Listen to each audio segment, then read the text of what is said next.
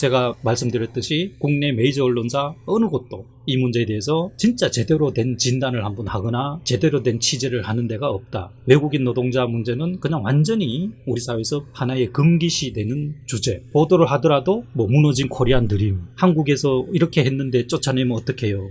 이웃 사촌이 된 이주 노동자, 뭐 이런 식의 보도만 하잖아요.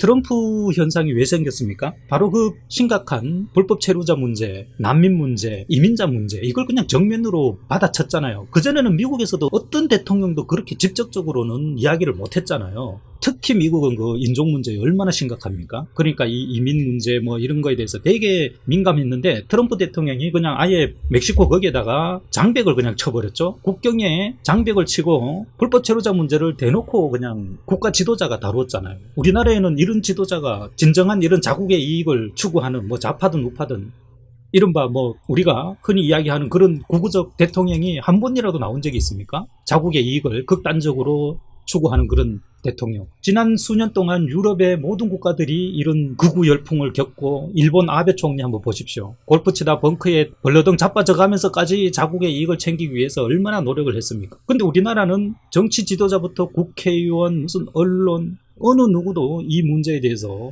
한 번도 정면으로 이야기를 하지 않고 있어요. 이게 금기시 되는 주제입니까?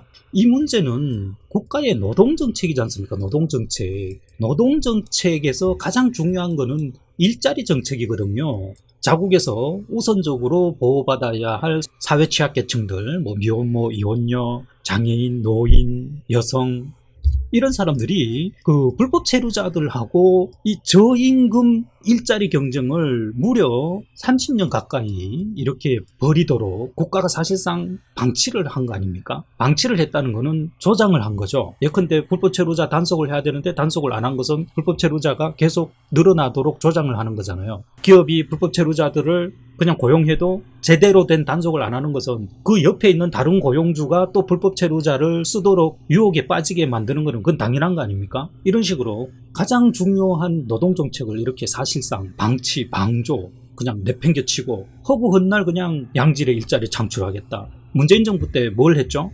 기억나시죠? 무슨 일자리 창출한다고 몇 조를 투입해서 만든 게 뭐죠? 무슨 산불 감시, 멀쩡한 젊은 애들을 횡단보도에 이렇게 세워놓죠, 아침에. 그 다음에 전등불 끄기. 이게 일자리입니까?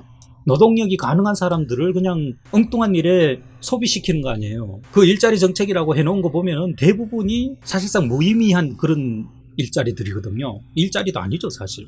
전에도 말씀드렸듯이 이 사람들이 1차적으로 생산 현장에 들어가서 일을 할 수 있게 하는 게 우선 아닙니까? 그게 상식적인 노동정책, 일자리 정책 아닌가요? 정말 도저히 이해가 가지 않는 이런 일이 하루 이틀도 아니고 거의 30년 가까이 진행되다 보니까 제가 이런 목소리를 내는 게 너무나 큰 그런 벽 앞에서 외치는 기분, 계란으로 바위를 치는 그런 기분이 들 때가 많기 때문에 허탈한 경우가 많은데, 특히 제가 뭐 이런 시사 프로그램이잖아요. 제 본연이 시사 프로그램이기 때문에 저의 이 외국인 노동자 이슈를 보고 들어왔던 많은 분 중에 뭐 야당 성향세도 있고 여당 성향세도 있고 섞여 있을 것이라고 압니다. 그런데 제가 느닷없이 문재인 윤석열이를 까는 이런 영상을 올리면은 야당을, 민주당을 지지하는 사람들은 또 기분 나빠서 나갈 테고, 그 윤석열 지지하는 사람도 나갈 테고, 그렇게 되는 거죠.